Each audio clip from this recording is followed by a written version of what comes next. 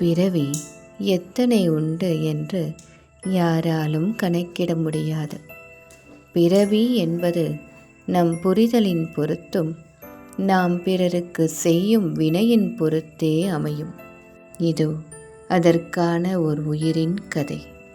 ஒரு தாய் தந்தைக்கு குழந்தை இல்லையாம். இறைவனிடம் வேண்டி கேட்கும் பொழுது அவர்களுக்கு 20 வருடம் பிறகு ஒரு பெண் குழந்தை பிறந்தது. ஒரு பெண் குழந்தையை பெற்றெடுத்த நொடியில் அந்த தாயும் இறந்தாள். அக்குழந்தை பிறந்த நாள் முதல் தந்தையை மட்டும் பார்த்து வளர்ந்தாள். அக்குழந்தைக்கு தந்தை அறிவையும் அன்பையும் வீரத்தையும் ஊட்டி வளர்த்தார். அந்த தந்தைக்கு மகள்தான் உறவு, மகளுக்கு தந்தைதான் உறவு என்று சிறிய குடும்பமாய் வாழ்ந்தார்கள். தன் மகளுக்கு இறை உணர்வையும் ஊட்டி வளர்த்தார். அறிவில் சிறந்த பெரிய பெண்ணாக வளர்ந்தாள். வீரத்திலும் கல்வியிலும் அன்பிலும் இறை பக்தியிலும் வளர்ந்த அவளுக்கு மற்ற உறவில் நாட்டம் இல்லாமல் போனது. தன் தந்தையுடன் மற்றவருக்கு உதவும் பணியில் ஈடுபட்டாள்.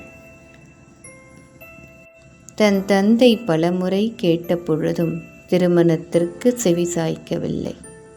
தந்தையின் வாழ்வும் முடிந்தது, அவளின் வாழ்வும் முடிந்தது.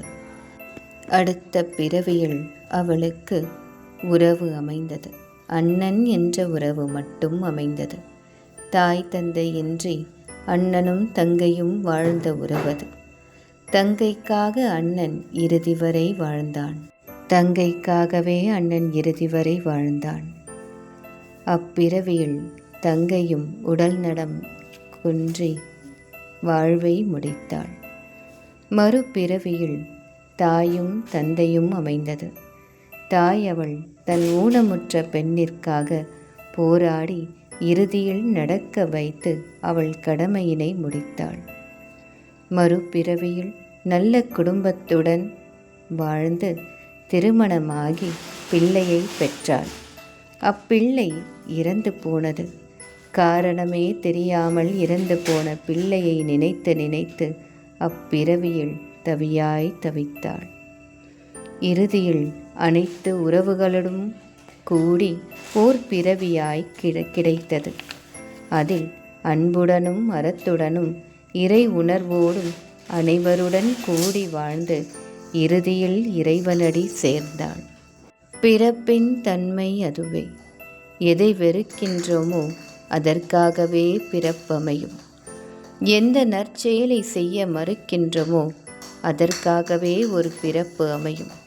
எதை உயிராக நினைத்து வாழ்கின்றோமோ அதை யதார்த்த நிலையில் சிந்திக்கும் வரை பிறப்பு அமையும். யதார்த்தமான வாழ்வே பிறப்பின் உண்மையாகும். யதார்த்தமான வாழ்வை வாழ்ந்து பிறப்பினை அறுப்போம்.